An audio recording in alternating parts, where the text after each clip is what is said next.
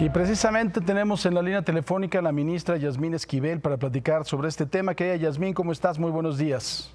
Muy buenos días, Francisco. Muy bien, me da mucho gusto saludarlo a usted y a sus televidentes. Igualmente, Yasmín. Pues bueno, responder una insensatez con otra insensatez es lo que dice el ministro Pérez Dayán. Bueno, fue una discusión intensa, fue unos posicionamientos muy interesantes y el que generó mayor discusión fue si era procedente o no es procedente las acciones de inconstitucionalidad para revisar reformas constitucionales. Eso fue el que generó una mayor discusión, toda vez que las posiciones fueron distintas en función de un grupo de ministras y ministros dijeron que sí somos competentes y otro grupo consideramos que no. E inclusive pues los antecedentes de 2016 a la fecha, en aquella ocasión que Morena y Movimiento Ciudadano presentaron una acción de inconstitucionalidad, pues 5 de los integrantes hoy del Pleno dijeron que era improcedente esa acción y le desecharon el asunto. Y ahora que se presenta estas acciones de inconstitucionalidad por diferentes partidos, distintos partidos, el PRI, el PAN, diferentes partidos, se determina que se deben admitir. Esta fue la discusión y es donde la votación efectivamente fue 7-4. Algunos ministros en una nueva reflexión cambiaron de criterio y entonces fueron 7 votos porque sí se podría revisar la Constitución.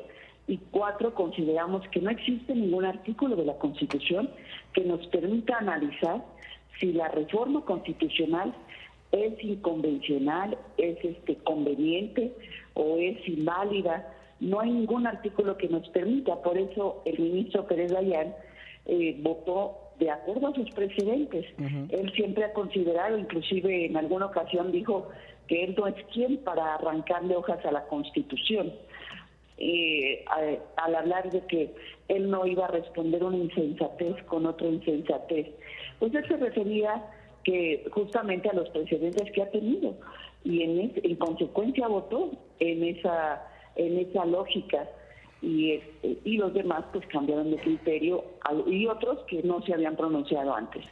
Pero sí, así fue la discusión, fue lo que más generó problemas y yo soy de la opinión de que en ningún artículo de la Constitución nos faculta para poder revisar lo que hace el poder reformador de la Constitución. Y este poder reformador de la Constitución está integrado por las 2 cámaras en mayoría calificada, las 2 cámaras federales, y la mayoría de los congresos locales, la mayoría simple de los congresos locales. Y esto no lo podemos ya revisar.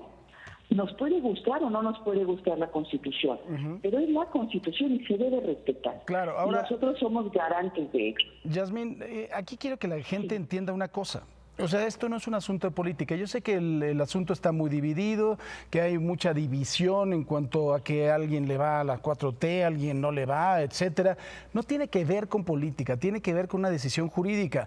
Y además de todo, esto no quiere decir que los ministros en particular, ellos o tú en lo particular, Yasmín, estés de acuerdo o no de acuerdo con la reforma al Poder Judicial, que no te lo voy a preguntar porque no lo puedes decir como ministra de la Suprema Corte de Justicia. Pero me gustaría que la gente entienda que esta es una discusión jurídica, ¿no?, que en un momento dado, desgraciadamente, se tornó política al interior de la Corte.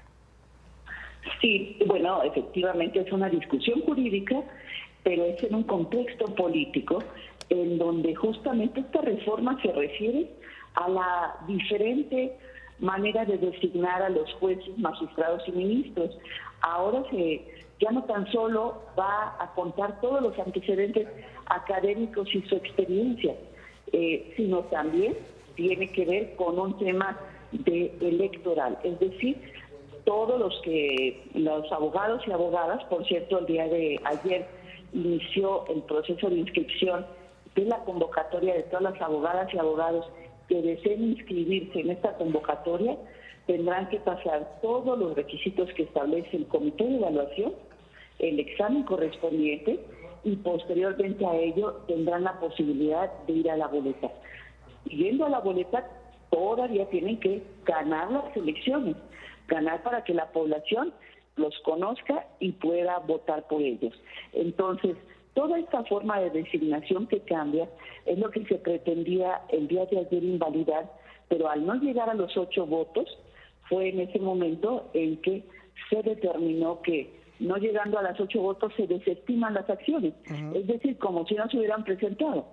Eso significaría el desistimiento de las acciones. Sí. Por otra parte, también comentarle que el otro tema que generó discusión, Francisco, fue si se requieren 8 votos o 6 votos para invalidar una ley, y en este caso la Constitución. Entonces, la discusión fue intensa porque si son 6, pues el grupo de ministras y ministros que consideraron que sí se debe invalidar tenían 7 votos. Claro. Y los que consideramos que no, éramos 4. Entonces, aquí la discusión fue si eran 6 votos u 8. Finalmente se determinó que debieran ser por lo menos 8 votos para invalidar la Constitución, y en ese sentido el grupo de los ministros que dicen que sí se puede analizar la Constitución llegó únicamente a 7, por lo cual no fue posible ya entrar a revisar la validez o invalidez de cada uno de los artículos de la Constitución. Pues, entonces, así está, tenemos reforma al Poder Judicial, continúa esta reforma al Poder Judicial tal como lo determinó el Poder Reformador de la Constitución, y ahorita pues lo más importante después de esta reforma es que los mexicanos tengan una justicia de puertas abiertas y una justicia cercana a la gente. Pues Yasmín Esquivel, ministra de la Suprema Corte de Justicia, te agradezco como siempre, querida Yasmín, buenos días. Francisco, muy buenos días. Gracias.